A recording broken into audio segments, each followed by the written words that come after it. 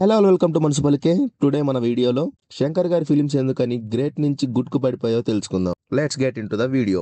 మన Indian director లో శంకర్ గారికి కూడా ఒక మంచి స్థానం ఉంటుంది.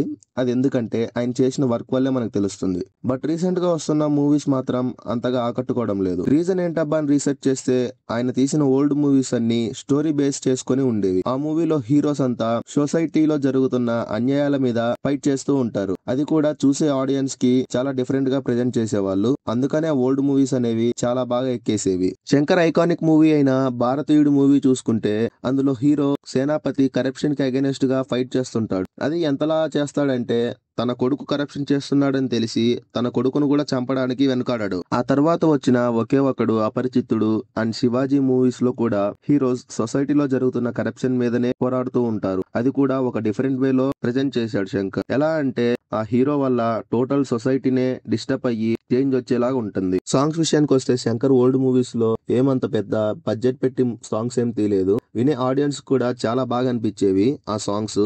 అవన్నీ ఇప్పుడు చాలా మిస్ అవుతున్నాయి. అప్ టు శివాజీ వరకు ఆయన మూవీలో సాంగ్స్ కానీ స్టోరీ కానీ యాంటీ కరప్షన్ మీద ఉండేవి. ఆడియన్స్ కూడా బాగా నచ్చేవి. శంకర్ గారి మార్క్ కనిపించేవి ఆ మూవీస్ లో. శివాజీ మూవీ తర్వాత శంకర్ గారు మొత్తం షిఫ్ట్ కొట్టేసి VFX, graphics and songs grandeur మీద బాగా కాన్సన్ట్రేషన్ చేశారు. అప్పట్లో వచ్చిన రోబో మూవీ కూడా చాలా బాగా ఆడింది. అందులోని విఎఫ్ఎక్స్ కానీ స్టోరీ రైటింగ్ కానీ చాలా బాగుండేది. ఆ తర్వాత వచ్చిన మూవీస్ ఐ కానీ భారతీయుడు 2 కానీ రోబో 2.0 కానీ అంతగా ఆకట్టుకోలేదు. ఎందుకంటే శంకర్ గారు ఎంతసేపు గ్రాండ్యూర్, విఎఫ్ఎక్స్ అండ్ సాంగ్స్ మీద కాన్సన్ట్రేషన్ చేసినంత స్టోరీ మీద చేయలేదు. అందుకనే రీసెంట్ గా వచ్చిన మూవీస్ అన్ని అంతగా ఆకట్టుకోలేకపోయాయి. భారతీయుడు 2 అయితే చాలా దారుణంగా ఉంటుంది. శంకర్ గారు షిఫ్ట్ కొట్టేసి తన old style of movie making కి మళ్ళీ మారేసి యాంటీ కరప్షన్ మీద మూవీస్ చేద్దామని భారతీయుడు 2 చేశారు. కానీ పూర్ స్టోరీ టెల్లింగ్ వల్ల, ఎక్కువ ఖర్చు సాంగ్స్ పెట్టడం వల్ల మూవీ అనేది ఎవరికి నచ్చలేదు. అందుకని ఆ మూవీ ఎక్కువగా ఆడలేదు. అసలు భారతీయుడు 1 కి భారతీయుడు 2 కి అసలు పోలికే ఉండదు.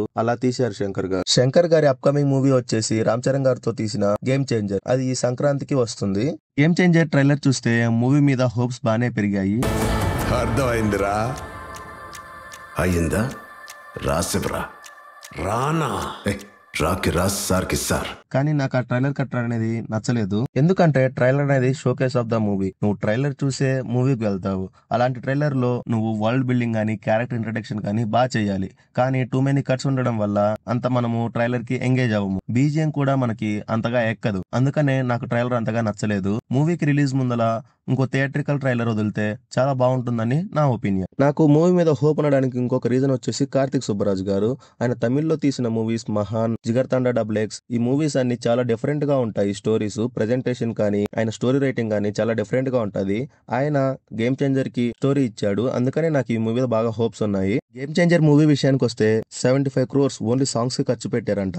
శంకర్ గారి old style of making and treatment బయటికి వస్తే ఈ మూవీ బ్లాక్ బస్టర్ అవ్వడం పక్క. Hoping Shankar and Ram Charan garu having blockbuster this Sankranti. Video ఎలా అనిపించిందో కామెంట్ చేయండి. ఇంకా ఇలాంటి మరిన్ని in depth break down reviews కావాలంటే మన ఛానల్ ని లైక్, షేర్ అండ్ సబ్స్క్రైబ్ చేసుకోండి. అంటిల్ దెన్ కీప్ వాచింగ్ మున్సిపల్కే. Signing of.